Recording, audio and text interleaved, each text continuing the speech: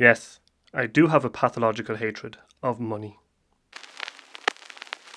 A while back I did a video on bulk loading 400 foot rolls of Vision 3 stock, and since then I've gotten even more Vision 3 stocks to shoot.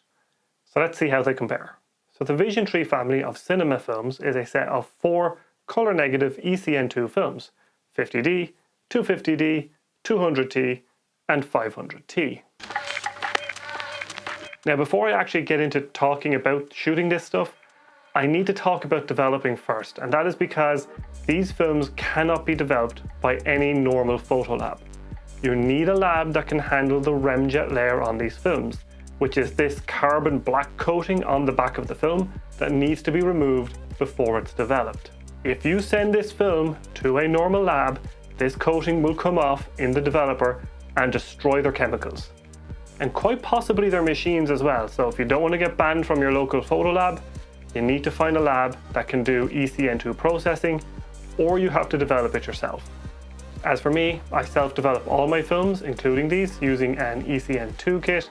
When it comes to removing the remjet, I would recommend buying a proper remjet removal bath or mixing the Kodak one yourself. The whole baking soda trick can work, but it's a bit unreliable and can leave some remjet in the film, which makes scanning an absolute goddamn nightmare. So when I'm developing ECN2, I just pour in the bath into the Jobo for 10 seconds, empty it out, and then I do 5 to 6 washes with warm water until it comes out clear and without any of the black remjet in the water. And then once the film is developed, I actually wipe off the remaining remjet off the back of the film using a clean PEC pad a few times. Then I reload the reel underwater and wash the film and stabilize it as normal. So now with the development questions out of the way, it's time to shoot the films themselves. So first up we have the daylight balanced 50D with the lowest ISO in the family of, well, 50. Clues in the name. Now to test this film, I actually borrowed my friend's X-Band 2, slammed a roll of 50D into it to go full cinematic aspect ratio on the cinema film.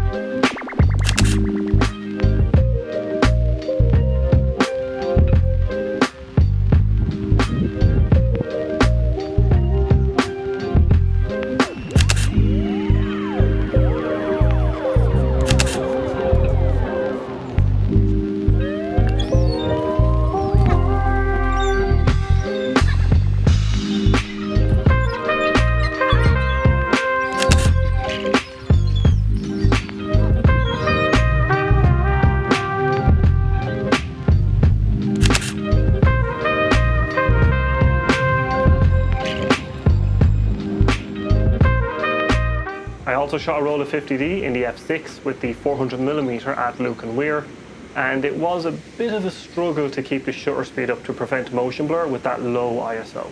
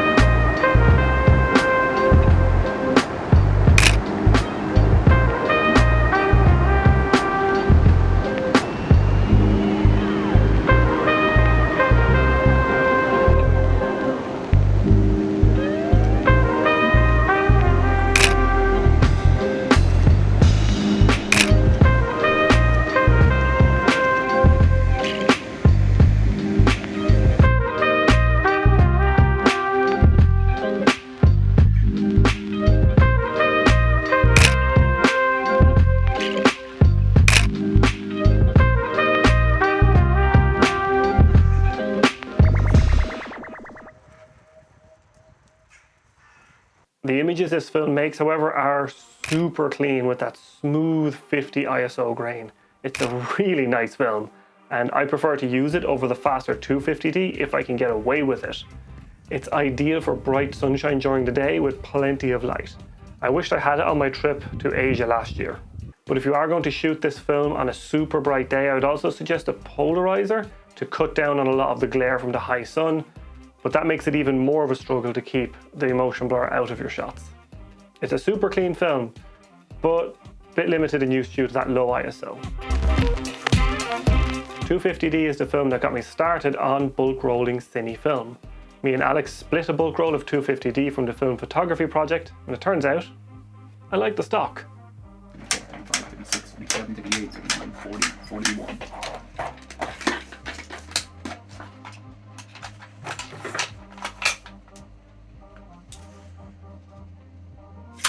Vision 3, Lomachrome D.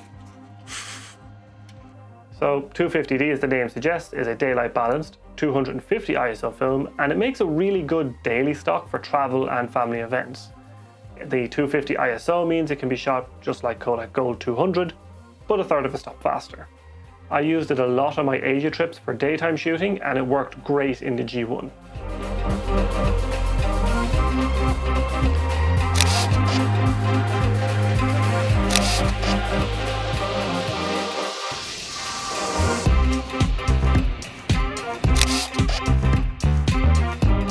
I also used it on my safari in Kenya in the f6 paired with the 400-28, and it delivered for the 2 rolls that I shot. On that trip I actually shot a lot more Ektachrome than 250D.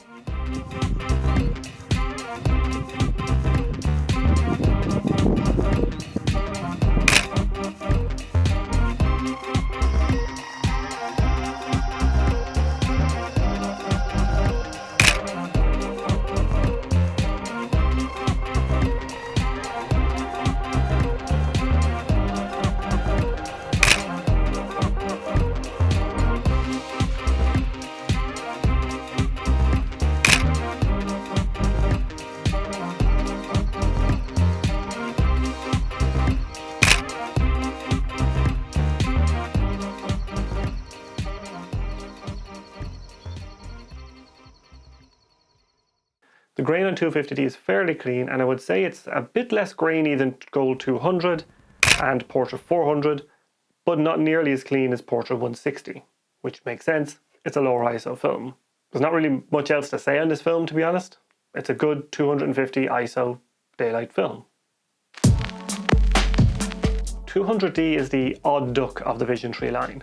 It's not nearly as well known as the very commonly repackaged 500T, but it's a very interesting film to use. So 200T is a tungsten balanced 200 ISO film. Now tungsten balanced just means it's a color temperature of 3200 Kelvin, so it's ideal for indoor lights and night photography, particularly in cities under sodium vapor lamps. If you shoot this film unfiltered in daylight, you will get a very cool image, and you will have to correct this in post, or you can just run with it. I'm not your boss.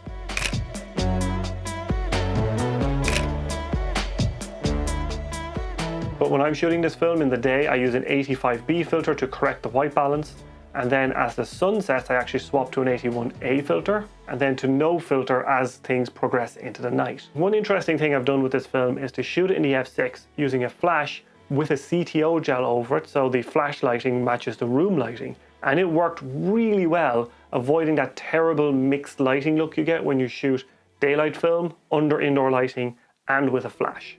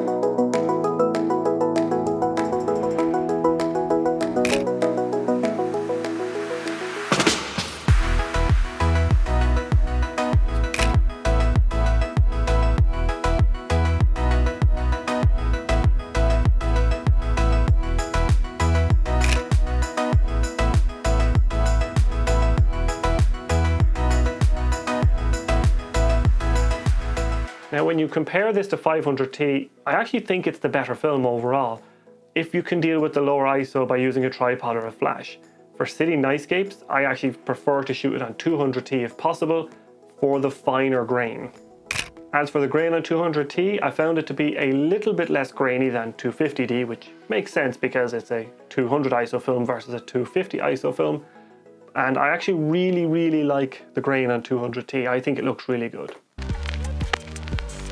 Lastly, we have the most popular Vision 3 film, 500T, aka the film that has the remjet removed and repackaged as 800T and marked up to hell and back by companies like Cinestill. This film is just a faster version of 200T, or 200T is a slower version of 500T if you want to look at it that way.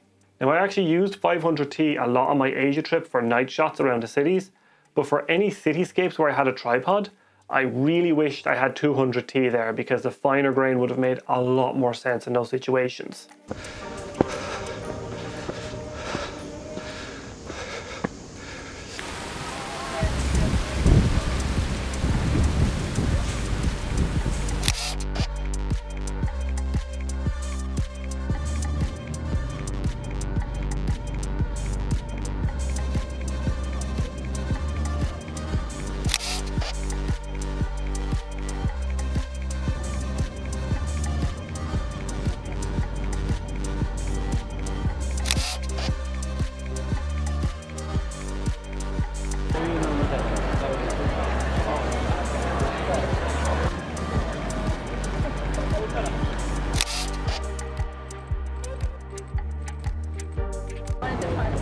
그럼 이거 일단 각자